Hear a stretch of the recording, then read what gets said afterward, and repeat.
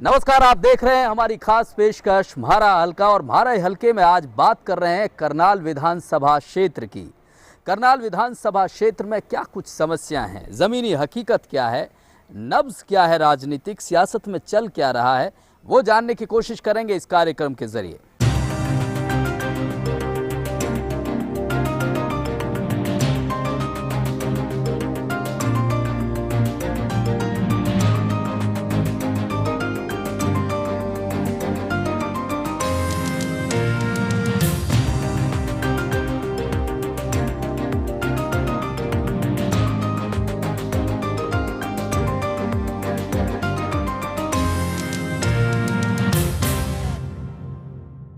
तो लगातार हमारे हल्के में जायजा ले रहे हैं हम करनाल विधानसभा क्षेत्र का। करनाल विधानसभा क्षेत्र से बात करें बीजेपी की तो मनोहर लाल खट्टर पर बीजेपी ने दाव खेला है। मनोहर लाल खट्टर यहां एक जनसभा को संबोधित कर रहे हैं। आपको सुनवाने की कोशिश करते हैं कि वो यहां क्या दावे और क्या वादे करनाल की जनता से कर रहे हैं। किसानों को उनका ठीक से आय साधन उनका ठीक बने, लागत से अधिक उनको आय होनी चाहिए। बीजेपी इस बार सत्ता में काबिज होने के इरादे से उतरी है, क्योंकि 47 बरस से पहले ऐसी स्थिति कभी आई नहीं। बीजेपी रही है तो बैसाखी बनती रही है, लेकिन अपने दम पर कभी सरकार बना नहीं पाई। 90 सीटों पर उम्मीदवार उतार चुकी है। और खासकर करनाल सीट की बात करें तो वहां जिम्मेदारी मनोहर लाल खट्टर, जो बीजेपी के वरिष्ठ नेता हैं, संघ में बड़े ओहदों पर रहे हैं, उन्हें दी गई है। हमारे साथ बातचीत के लिए मौजूद हैं खट्टर साहब। खट्टर साहब, जो स्थिति करनाल की एक बड़ी जिम्मेवारी आपको मिली है, क्या देखते हैं यहाँ, किन मुद्दों पर क्या दिक्कतें हैं लोगों की, किन बातों को लेकर आप लोगों के बीच जा रहे हैं? यहाँ पर जब से मैं आया हूँ, पहली बात तो है कि पहले ही दिन से जनता का जो इतना प्रेम प्यार स्नेह मिल रहा है, उससे मैं गदगद हूँ। और ये भी ठीक है कि यहाँ की जनता बहुत परेशानियों के मध्य में से गुजर रही है।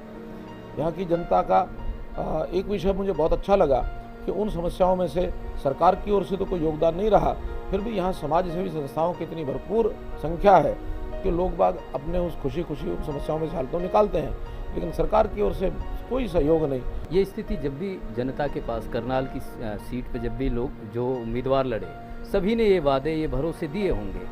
ऐसा आपके वादे, ऐसे आपके भरोसे में क्या है? देखिए, कांग्रेस ने या कांग्रेस के अन्य दलों ने भी जब इस प्रदेश में शासन किया, घोषणाएं बहुत की। और कुछ सरकारें तो ऐसी हैं जो निवर्तमान सरकार, अभी की सरकार जो चल रही है, ये भी मुख्यमंत्री हमारे घोषणा मंत्री बनकर के रह गए। 6 महीने जब यानी चुनाव को रह जाते हैं, उस समय इनको घोषणाएं याद आती हैं। आम जनता जानती है कि 6 महीने का टाइम पीरियड इतना नहीं होता कि इन घोषणाओं के लिए समय भी बाकी हो, इन जो घोषणाएं की गई हैं उसके लिए बजट भी बाकी हो।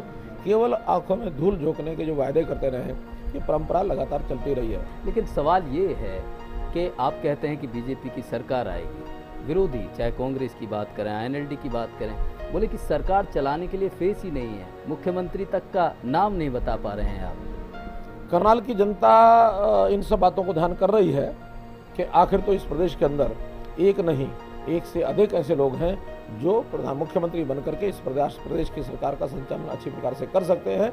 कुल मिलाकर के हमारा पार्लियामेंट्री बोर्ड इन सब बातों पर नज़र रखे है। पार्लियामेंट्री बोर्ड के निर्णय के बाद जिसका निर्णय करेंगे लोग उसके पीछे चल पड़ेंगे।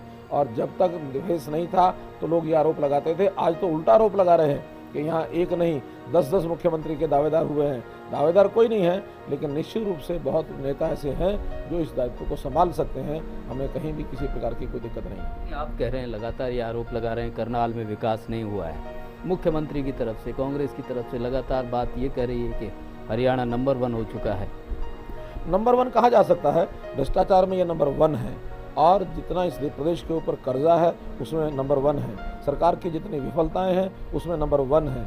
जेंडर रेशो जो इस प्रदेश का सबसे घट गया है, 837 का जेंडर रेशो, उसमें भी नीचे से नंबर 1 है।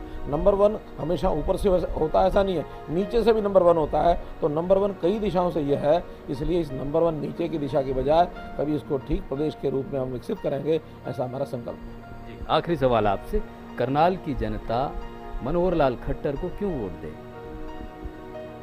अब ये करनाल की जनता से पूछना चाहिए। एक और आरोप हम लोगों से बातचीत में ये लगा कि बाहरी कैंडिडेट होने का आरोप आप पर लग रहा है। मेरा कोई बाहरी भीतरी का विषय नहीं है।